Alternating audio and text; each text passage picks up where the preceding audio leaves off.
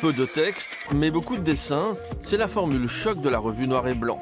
Ce journal publie chaque mois une sélection de caricatures fournies par une vingtaine de dessinateurs de presse.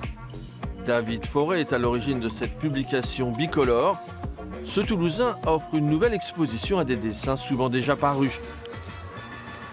JMC fait partie des premiers collaborateurs de la revue, réalisée avec les moyens du bord. Ce dessinateur installé à Castelnaudary travaille pour Mon Quotidien, L'Écho des Savanes ou encore Spirou Magazine. Ça fait partie un petit peu du métier de dessinateur, c'est-à-dire qu'on est très souvent sollicité pour des copinages, entre guillemets. Là, c'est pas vraiment une forme de copinage, c'est une façon aussi de faire un peu vivre le dessin de presse. Voilà, on va dire que c'est les bonnes actions du dessin de presse. Tout est bénévole dans cette initiative qui démarre en avril 2015.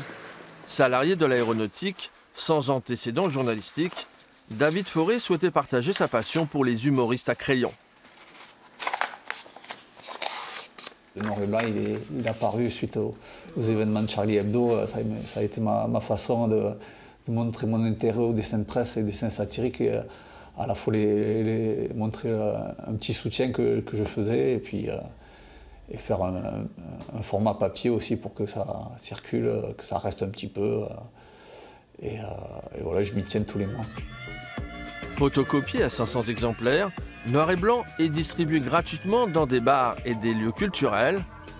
Dans le prolongement de la revue, David Forêt organise régulièrement des expositions.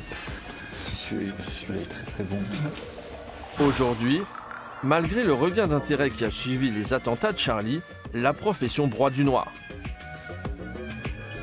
On vit une crise de la presse, le dessinateur de la presse suit le flot effectivement médiatique, et lorsque les médias se sentent mal, sont un peu moribonds, et bien notre métier en pâtit aussi.